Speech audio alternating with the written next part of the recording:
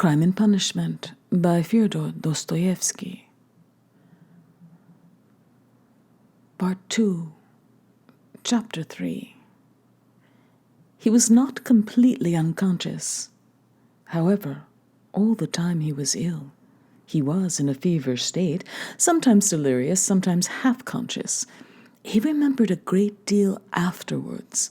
Sometimes it seemed as though there were a number of people around him. They wanted to take him away somewhere. There was a great deal of squabbling and discussing about him. Then he would be alone in the room. They had all gone away afraid of him, and only now and then opened the door a crack to look at him. They threatened him, plotted something together, laughed, and mocked at him. He remembered Nastasia often at his bedside. He distinguished another person, too, whom he seemed to know very well, though he could not remember who he was. And this fretted him, even made him cry. Sometimes he fancied he had been lying there a month, and at other times it all seemed part of the same day, but of that, he had no recollection. And yet, every minute he felt that he had forgotten something he ought to remember. He worried and tormented himself, trying to remember, moaned, flew into a rage, or sank into awful, intolerable terror. Then he struggled to get up, and would have run away, but someone always prevented him by force. And he sank back into impotence and forgetfulness. At last, he returned to complete consciousness. It happened at 10 o'clock in the morning. On fine days, the sun shone into the room at that hour, throwing a streak of light on the right wall and the corner near the door. Nastasia was standing beside him with another person, a complete stranger, who was looking at him very inquisitively. He was a young man with a beard, wearing a full, short-waisted coat, and looked like a messenger. The landlady was peeping in at the half-open door. Raskolnikov sat up. "Who is this, Nastasia?" he asked, pointing to the young man. "I say, he's himself again," she said. "He is himself," echoed the man. Concluding that he had returned to his senses, the landlady closed the door and disappeared. She was always shy and dreaded conversations or discussions. She was a woman of 40, not at all bad-looking, fat and buxom, with black eyes and eyebrows, good-natured from fatness and laziness, and absurdly bashful. "Who are you?" he went on, addressing the man. But at that moment the door was flung open, and stooping a little, as he was so tall, Razumihin came in. "What a cabin it is!" he cried. "I'm always knocking my head. You call this a lodging? So, are you conscious, brother? I've just heard the news from Pashenka." "He has just come to," said Nastasia. "Just come to," echoed the man again, with a smile. "And who are you?" Razumihin asked, suddenly addressing him. "My name is Razumihin, at your service, not Razumihin, as I'm always called, but Razumihin, a student and gentleman, and he is my friend. And who are you?" "I am the messenger from our office, from the merchant Shalapoev, and I've come on business. Please sit down." Razumihin seated himself on the other side of the table. "It's a good thing you've come too, brother," he went on to Raskolnikov. "For the last 4 days you have scarcely eaten or drunk anything. We had to give you tea in spoonfuls. I brought Zosimov to see you twice. You remember Zosimov. He examined you carefully and said at once it was nothing serious. Something seemed to have gone to your head. Some nervous nonsense. The result of bad feeling, he says. You have not had enough beer and radish, but it's nothing much. It will pass, and you will be all right. Zosimov is a first-rate fellow. He is making quite a name. Come, I won't keep you," he said, addressing the man again. "Will you explain what you want? You must know, Rotya. This is the second time they have sent him from the office, but it was another man last time, and I talked to him. Who was it came before?" That was the day before yesterday, I venture to say, if you please, sir. That was Alexei Semyonovich. He is in our office, too. He was more intelligent than you, don't you think so? Yes, indeed, sir. He is of more weight than I am. Quite so. Go on. At your mamma's request, through Afanasy Ivanovich Varushin, of whom I presume you have heard more than once, a remittance is sent to you from our office. The man began, addressing Raskolnikov. If you are in an intelligible condition, I have 35 rubles to remit to you, as Semyonovich has received from Afanasy Ivanovich, at your mamma's request, instructions to that effect, as on previous occasions. Do you know him, sir? Yes, I remember Varushin, Raskolnikov said dreamily.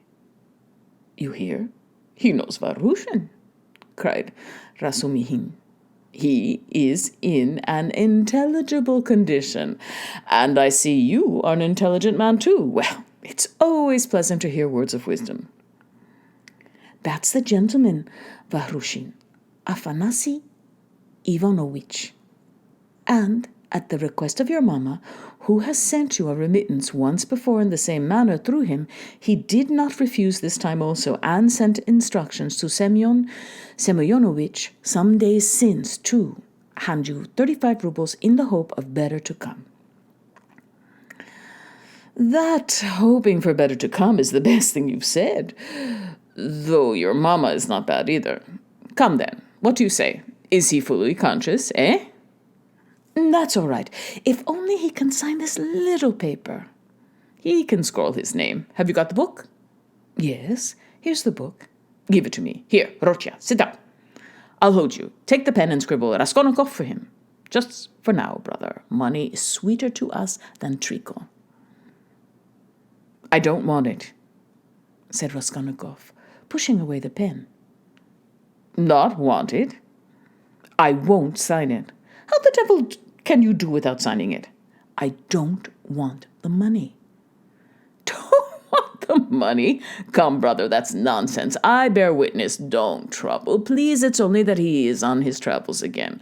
But that's pretty common with him at all times, though. You are a man of judgment, and we will take him in hand. That is, more simply, take his hand, and he will sign it. Here. But I can come another time. No, why should we trouble you? You are a man of judgment. Now, Rocha, don't keep your visitor. You see he is waiting. And he made ready to hold Raskolnikov's hand in earnest. Stop! I'll do it alone, said the latter, taking the pen and signing his name. The messenger took out the money and went away. Bravo! And now, brother, are you hungry? Yes, answered Raskolnikov. Is there any soup? Some of yesterday's, answered Nastasia, who was still standing there. With potatoes and rice in it? Yes. I know it by heart. Bring soup and give us some tea. Very well. Raskolnikov looked at all this with profound astonishment and a dull, unreasoning terror. He made up his mind to keep quiet and see what would happen. I believe I am not wandering. I believe it's reality, he thought. In a couple of minutes, Nastasia returned with the soup and announced that the tea would be ready directly. With the soup, she brought 2 spoons, 2 plates, salt, pepper, mustard for the beef, and so on. The table was set as it had not been set for a long time. The cloth was clean. It would not be amiss, Nastasia, if Praskovya Pavlovna were to send us a couple of bottles of beer. We could empty them. Well, you are a cool hand, muttered Nastasia, and she departed to carry out his orders. Raskolnikov still gazed wildly, with strained attention. Meanwhile, Razumihin sat down on the sofa beside him, as clumsily as a bear put his left arm around Raskolnikov's head, although he was able to sit up, and with his right hand gave him a spoonful of soup, blowing on it that it might not burn him.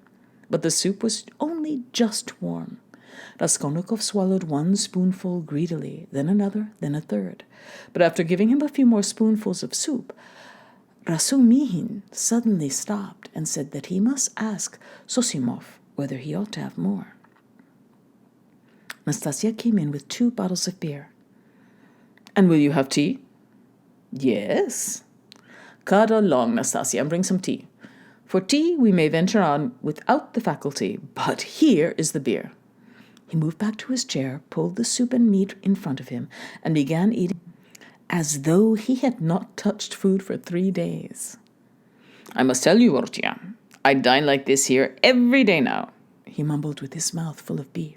"And it's all Pashenka, your dear little landlady, who sees to that. She loves to do anything for me. I don't ask for it, but of course I don't object. And here's Nastasia with the tea. She is a quick girl. Nastasia, my dear, won't you have some beer?" "Get along with your nonsense. A cup of tea, then." "A cup of tea, maybe."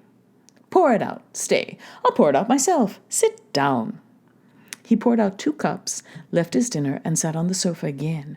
As before, he put his left arm around the sick man's head, raised him up, and gave him tea in spoonfuls, again blowing each spoonful steadily and earnestly, as though this process was the principal and most effective means towards his friend's recovery.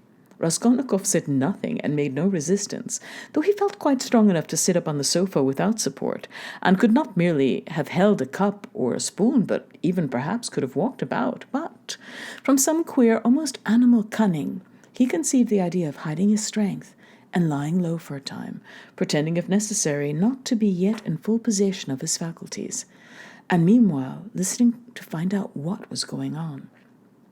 Yet he could not overcome his sense of repugnance. After sipping a dozen spoonfuls of tea, he suddenly released his head, pushed the spoon away capriciously, and sank back on the pillow. There were actually real pillows under his head now, down pillows in clean cases. He observed that too, and took note of it. "Pashenka must give us some raspberry jam today to make him some raspberry tea," said Razumihin, going back to his chair and attacking his soup and beer again. "And where is she to get raspberries for you?" asked Nastasia, balancing a saucer on her 5 outspread fingers and sipping tea through a lump of sugar. "She'll get it at the shop, my dear. You see, Rotia, all sorts of things have been happening while you have been laid up. When you decamped that rascally way without leaving your address, I felt so angry that I resolved to find you and punish you. I set to work that very day. How I ran about making inquiries for you. This lodging of yours I had forgotten, though I never remembered it, indeed because I did not know it. And as for your old lodgings, I could only remember it was at the 5 Corners, Halomov's house. I kept trying to find that Halomov's house, and afterwards it turned out that it was not Halomov's, but Bush's. How one muddles up sound sometimes. So I lost my temper, and I went on the chance to the address bureau next day, and only fancy, in 2 minutes they looked you up. Your name is down there." "My name?" "I should think so. And yet a General Kobolev they could not find while I was there. Well, it's a long story. But as soon as I did land on this place, I got to know all your affairs. All, brother. I know everything. Nastasia here will tell you. I made the acquaintance of Nikodim Fomich and Ilya Petrovich, and the house porter and Mr. Samatov, Alexander Grigorovich, the head clerk in the police office, and last but not least, of Pashenka. Nastasia here knows." "He's got round her," Nastasia murmured, smiling slyly. "Why don't you put the sugar in your tea, Nastasia Nikiforovna?" "You are a one!" Nastasia cried suddenly, going off into a giggle. "I am not Nikiforovna, but Petrovna," she said suddenly, recovering from her mirth. "I'll make a note of it. Well, brother, to make a long story short, I was going in for a regular explosion here to uproot all malignant influences in the locality, but Pashenka won the day. I had not expected, brother, to find her so prepossessing, eh? What do you think?" Raskolnikov did not speak, but he still kept his eyes fixed upon him, full of alarm. And all that could be wished indeed in every respect, Razumihin went on, not at all embarrassed by his silence. Ah, the sly dog! Nastasia shrieked again. This conversation afforded her unspeakable delight. It's a pity, brother, that you do not set to work in the right way at first. You ought to have approached her differently. She is, so to speak, a most unaccountable character, but we will talk about her character later.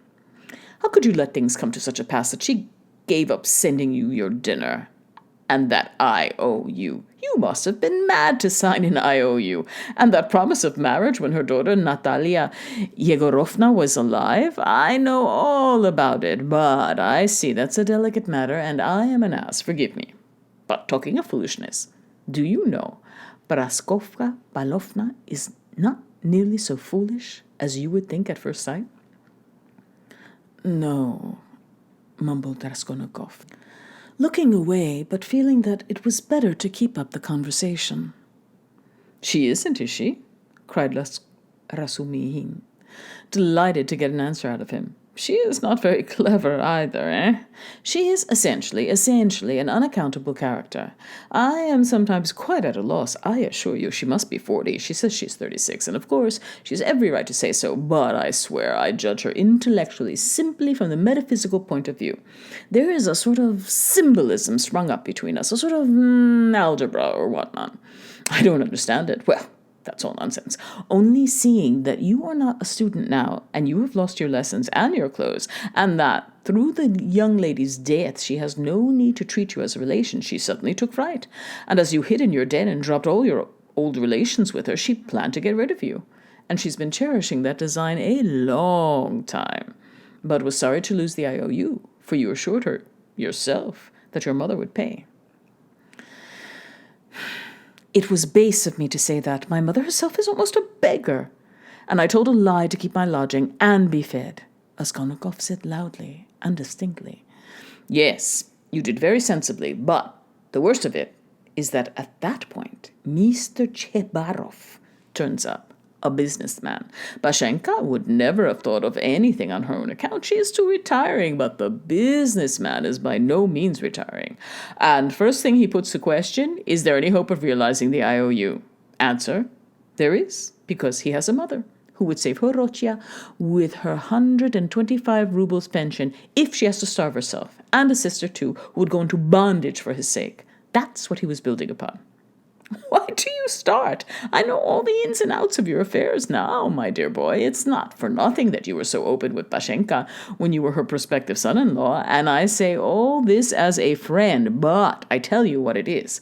An honest and sensitive man is open, and a businessman listens and goes on eating you up. Well, then she gave the IOU by way of payment to this Chebarov, and without hesitation he made a formal demand for payment. When I heard of all this, I wanted to blow him up too, to clear my conscience. But by that time, harmony reigned between me and Pashenka, and I insisted on stopping the whole affair, engaging that you would pay. I went security for you, brother. Do you understand? We called Chebarov, flung him 10 rubles, and got the IOU back from him. And here, I have the honor of presenting it to you. She trusts your word now. Here, take it. You see, I have torn it. Razumihin put the note on the table. Raskolnikov looked at him and turned to the wall without uttering a word. Even Razumihin felt a twinge. I see, brother, he said a moment later, that I've been playing the fool again. I thought I should amuse you with my chatter, and I believe I've only made you cross. Was it you I did not recognize when I was delirious? Raskolnikov asked, after a moment's pause without turning his head. Yes, and you flew into a rage about it, especially when I brought Zametov one day. Zametov, the head clerk? What for? Raskolnikov turned round quickly and fixed his eyes on Razumihin. What's the matter with you? What are you upset for? He wanted to make your acquaintance because I talked to him a lot about you. How could I have found out so much except from him? He is a capital fellow, brother. First rate, in his own way, of course. Now we are friends, see each other almost every day. I have moved into this part, you know. I have only just moved. I've been with him to Luis Ivanovna once or twice. You remember Luis Ivanovna? Did I say anything in delirium? I should think so. You were beside yourself. What did I rave about? What, Nick? What did you rave about? What people do rave about. Well, brother, now I must not lose time. To work. He got up from the table and took up his cap. What did I rave about? How he keeps on. Are you afraid of having let out some secret? Don't worry yourself. You said nothing about a countess, but you said a lot about a bulldog, and about earrings and chains, and about Kartovsky Island, and some porter, and Nikodim Fomich, and Ilya Petrovich, and the assistant superintendent, and another thing was of a special interest to you was your own sock. You whined, "Give me my sock!" Zamatov hunted all about your room for your socks, and with his own scented, ring-bedecked fingers he gave you the rag. And only then were you comforted, and for the next 24 hours you held the wretched thing in your hand. We could not get it from you. It is most likely somewhere under your quilt at this moment, and then you asked so piteously for fringe for your trousers. We tried to find out what sort of fringe, but we could not make it out. Now, to business. Here are 35 rubles. I take 10 of them, and I shall give you an account of them in an hour or two. I will let Sosimov know at the same time, though he ought to have been here long ago, for it is nearly 12. And you, Nastasia, look in pretty often while I'm away to see whether he wants a drink or anything else, and I will tell Pashenka what is wanted myself. Goodbye. He calls her Pashenka. He's a deep one, said Nastasia as he went out. Then she opened the door and stood listening, but could not resist running downstairs after him. She was very eager to hear what he would say to the landlady. She was evidently quite fascinated by Razumihin. No sooner had she left the room than the sick man flung off the bedclothes and leapt out of bed like a madman. With burning, twitching impatience, he had waited for them to be gone so that he might set to work. But to what work? Now, as though to spite him, it eluded him. Good God, only tell me one thing. Do they know of it yet or not?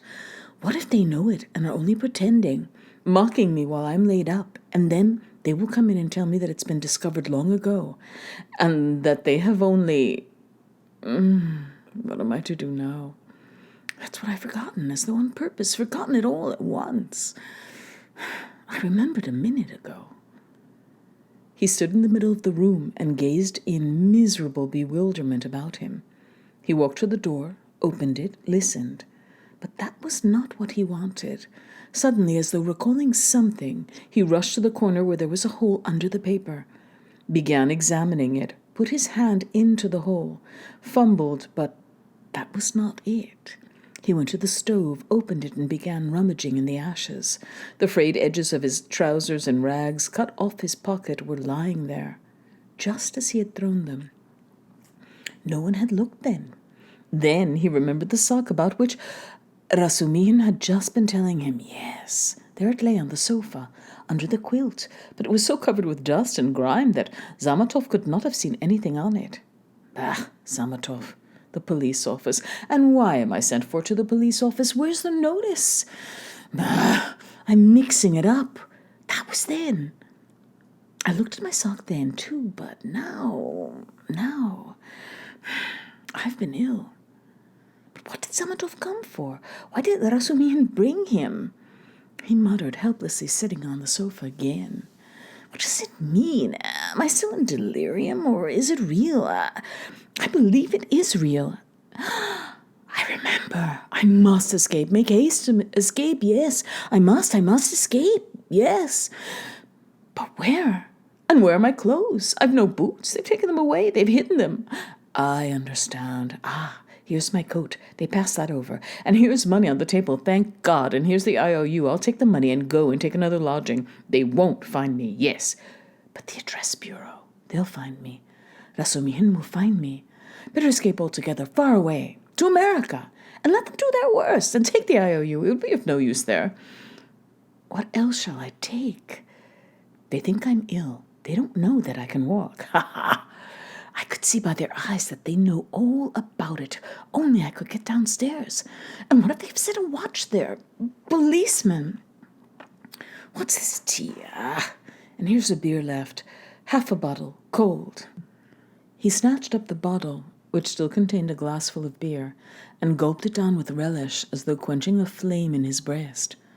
But in another minute the beer had gone to his head, and a faint and even pleasant shiver ran down his spine. He lay down and pulled the quilt over him. His sick and incoherent thoughts grew more and more disconnected. And soon a light, pleasant drowsiness came upon him. With a sense of comfort, he nestled his head into the pillow. Wrapped more closely about him, the soft wadded quilt, which had replaced the old ragged greatcoat, sighed softly and sank into a deep, sound, refreshing sleep.